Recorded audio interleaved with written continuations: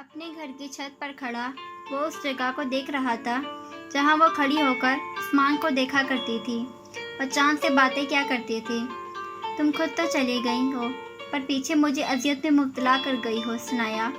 میرے پاس تو پہلے سکون کی کمی تھی اور تم نے بچا کچا سکون بھی چھین لیا۔ تمہارے آنسو، تمہاری سسکیاں اور تمہاری وہ مجھے تکتی آنکھیں مجھے تکلیف دے رہی ہیں۔ یا اللہ، میں کیا کروں؟ میری کون سی ایسی بات نے اسے میری طرف مائل کر دیا؟ وہ مجھے پسند کرنے لگی۔ میں تو اسے اپنی بہن ہی سمجھتا تھا۔ یہ کیا ہو گیا یا اللہ؟ مجھے اتنا گناہ گار نہ بنائے اللہ کہ میں ایک اور معصوم لڑکی کا دل توڑ کر اسے اذیتوں سے دوچار کروں۔ وہ اب آسمان کو دیکھتا ہوا دھیرے سے بولا۔ آنکھیں نمی اختیار کر چکی تھیں، تبھی اس کی آنکھوں کے سامنے ماضی کے پنے لہرائے۔ تم نے اچھا نہیں کیا آہان، میں تمہیں کبھی معاف نہیں کروں گی۔ تم تڑپو گی آہان، تمہیں سکون نہیں ملے گا۔ کالے عبائے میں ملبوس وہ لڑکی، اس کا وہ نقاب کے حالے میں چھپا چہرہ اور اسے جھانکتی درد سے بھری وہ سرخ ہوتی بھوری آنکھیں، اس کی آواز میں بے بسی، درد، کرب کیا نہیں تھا، اور اس کے سامنے کھڑا آہان سوائے خاموشی سے مجرموں کی طرح سر جھکائے اس کی آہیں سن رہا تھا۔ مجھے در بدر کر کے میری محبت، میرے پاکیزہ جذبات کو دھتکار کر تڑپو گے تم۔ اللہ تمہیں کبھی تمہاری محبت نہیں دے گا، تم بھی ایسے ٹھکرائے جاؤ گے۔ یاد رکھنا آہان میر، تم میرے لیے تڑپو گے، میرا اللہ تمہارے دل میں میری محبت ڈالے گا، پر جب تک تمہیں احساس ہوگا تب بہت دیر ہو چکی ہوگی۔ تم جگہ جگہ مجھے ڈھونڈو گے پر میں تمہیں کہیں نہیں ملوں گی، تمہیں میرا سایہ بھی نہیں ملے گا۔ تمہیں تب احساس ہوگا تم نے کیا کیا ہے۔ نفرت کرتی ہوں میں تم سے، بے انتہا نفرت۔ میری محبت دیکھی تھی نا، اب تم میری نفرت میں تڑپو گے۔ وہ چلائی تھی اور آہان ایک دم ماضی سے باہر آیا تھا۔ یا اللہ مجھے بخش دے، اسے ایک بار میرے سامنے لے آئیں، مجھے اس سے ملوا دیں۔ میں اسے بتاؤں گا کہ اس کی آہیں، اس کی بددعائیں مجھے لگ گئیں۔ اسے ایک بار میرے سامنے لے آئیں، پلیز اللہ، مجھ پر میری التجاؤں پر اپنا کرم کر دیں۔ وہ دھندلی آنکھوں سے آسمان کو دیکھتا بھرائی آواز میں بولا۔ ہائے یار، یہ کیا ہو رہا ہے مجھے؟ مس معصومہ، آخر کون سا جادو کر دیا ہے تم نے مجھ پر کہ میں تم سے 1.5 گھنٹہ دور ہوئے پر بھی مجھے تمہارا خیال آنے لگ گیا ہے۔ تم مجھے اپنے آس پاس محسوس ہو رہی ہو۔ گاڑی کراچی کی طرف جاتی سڑک پر گامزن تھی اور اسے ڈرائیو کرتا سنان اپنے بالوں میں ہاتھ پھیرتا دھیمی آواز میں بولا۔ وہ کہہ رہی تھی کہ ہر احساس کا تعلق دل سے جڑا ہوتا ہے، چاہے وہ محبت کا ہو، نفرت کا ہو، عزت کا ہو یا ہمدردی کا۔ وہ کار ڈرائیو کرتے ہوئے سوچتے ہوئے خود سے بولا، مجھے اس سے ہمدردی نہیں کیونکہ اس کے پاس کسی چیز کی کمی نہیں جسے محسوس کر کے مجھے اس سے ہمدردی ہو۔ نفرت بھی نہیں ہے کیونکہ مجھے لگتا ہی نہیں کہ اس سے کوئی نفرت بھی کر سکتا ہے۔ اگر کوئی نفرت کرنا چاہے گا تو بھی نہیں کر پائے گا، اتنی پیاری ہے وہ، اور اس کی باتیں اور اس کا لہجہ، ہائے میں مر جاؤں۔ کوئی چاہ کر بھی نفرت نہ کر پائے گا اس سے، کرنا چاہے تو بھی نہیں کر پائے گا۔ رہی بات عزت کی تو ہاں، وہ تو میں کرتا ہوں کیونکہ وہ میری کزن ہے۔ اگر کزن نہ بھی ہوتی پھر بھی وہ ایک لڑکی ہے اور عورت ذات کی عزت کرنا مجھ پر فرض ہے۔ باقی رہ گیا محبت، کہتے ہوئے اس نے اپنی دائیں گال پر ہاتھ پھیرا۔ نہیں یار سنان، تم محبت نہیں کر سکتے، تمہیں محبت نہیں ہو سکتی کسی سے۔ اس نے جیسے خود کا مذاق اڑایا، پر وہ بولتے ہوئے کار کو سڑک کے کنارے پر روک گیا۔ اگر یہ محبت نہیں تو پھر کیا ہے یہ؟ وہ لڑکی جو کبھی مجھے اچھی ہی نہیں لگتی تھی، وہ اب اس طرح میرے خواصوں پر کیوں چھانے لگی ہے؟ مجھے کیوں اتنی اچھی لگنے لگی ہے یہ؟ اور اگر یہ کوئی اور احساس نہیں تو کیا ہے؟ یہ محبت کا احساس ہے۔ اس کو دیکھ کر میرے دل کی دھڑکنوں کا بڑھنا، اسے دیکھ کر میرا ہوش کھونا، اس کی آنکھوں میں دیکھ کر مجھے اپنا آپ اس کی ان نشیلی آنکھوں میں ڈوبتا ہوا محسوس ہونا، اس کے لہجے کی مٹھاس کا میرے کانوں میں گونجنا۔ اگر یہ محبت نہیں تو یہ کیا ہے؟ یا اللہ، کیا سچ میں یہ محبت ہے؟ کیا محبت سچ میں اتنی جلدی ہو جاتی ہے؟ اوف مس ثنایا عامر، تم کیوں مجھے اتنی اچھی لگنے لگ گئی ہو؟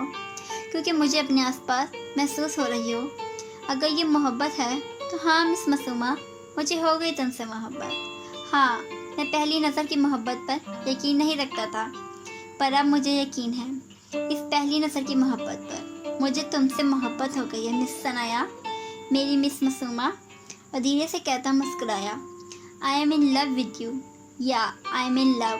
وہ خوشی سے چلایا تھا، لیکن فوراً آس پاس کے ماحول کا خیال کرتے ہوئے ایک دم خاموش ہوا۔ کنٹرول سنان مرزا، کنٹرول، ایسا نہ ہو سڑک پر تمہیں پاگلوں کی طرح چلاتا دیکھ کر لوگ پاگل خانے والے کو کال کرنا کروا دیں۔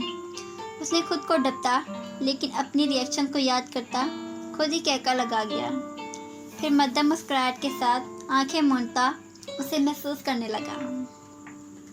اسے اپنی بند آنکھوں کے پردے پر ثنایا کا عکس نظر آنے لگا، اس سے پہلے ملاقات، نقاب کے حالے میں چھپا چہرہ، اور وہاں سے نظر آتی وہ چھوٹی بھوری آنکھیں۔ یہ پھول بھی بولتے ہیں، بس محسوس کرنے کی دیر ہے۔ کانوں میں اس کی باتیں گونجنے لگی، سنان بھائی وہ وہاں تو ہوتے ہیں، مجھے چاہیے ایک لا دیں پلیز۔ تھینک یو سنان بھائی، آپ کیا ہمارے کھانے پر نظر رکھتے ہیں؟ وہ کھسکی بھرا لہجہ، ہائے میں مر جاوا میری مس معصومہ، تم مجھے پاگل کر دو گی۔ وہ آنکھیں کھولتا بڑبڑایا، مسکراہٹ ہنوز لبوں پر تھی جو غائب ہونے کا نام تک نہیں لے رہی تھی۔ اب جلدی سے واپس جانا ہے مجھے، ابھی سے یاد آ رہی ہے مجھے وہ خود سے بولا، پھر گاڑی سٹارٹ کرتا منزل کی طرف بڑھا۔ سینے میں دھڑکتا دل کوئی ساز گا رہا تھا، وہ اور اس کا دل خوشی سے سرشار تھا۔ بس اب وہ جلدی سے واپس جا کر اس سے رشتے کی بات کرنا چاہتا تھا، پر نہ جانے قسمت کو کیا منظور ہونا تھا، یہ تو قسمت لکھنے والا ہی جانتا تھا نا۔ کوئی یک طرفہ محبت میں تڑپ رہا تھا تو کسی کے عشق نے اسے بے سکون کر رکھا تھا، اور تیسرا ان سب سے بے خبر محمد ہو جانے پر جھوم رہا تھا۔ کیا ہونا تھا ان کے ساتھ کوئی نہیں جانتا تھا۔ کون ایک حاصل منزل کا مسافر تھا اور کسی نے ایک لا حاصل منزل کی طرف چلتے رہ جانا تھا، یہ تو وقت نے بتانا تھا، لکھنے والا ہی جانتا تھا۔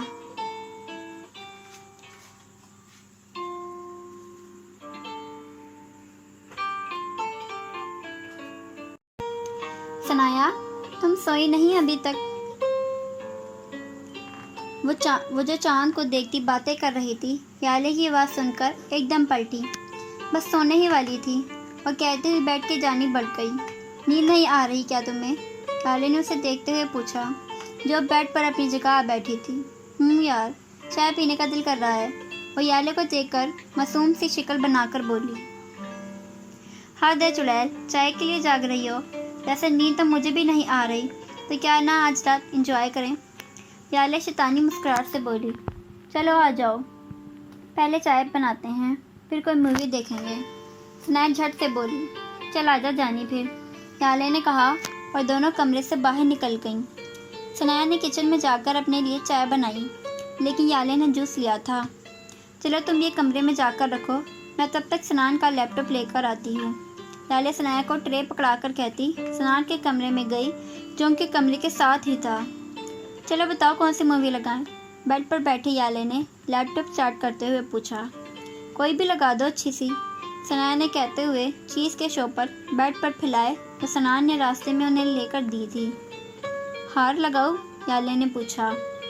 ہاں لگاؤ، اور لائٹ آف کرو، پھر مزہ آئے گا، وہ مزے سے بولی۔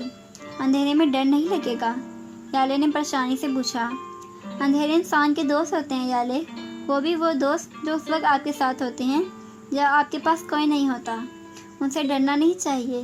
یہ اندھیرے تو ہوتے ہیں جو ہمارا بھرم رکھتے ہیں دنیا والوں کے سامنے۔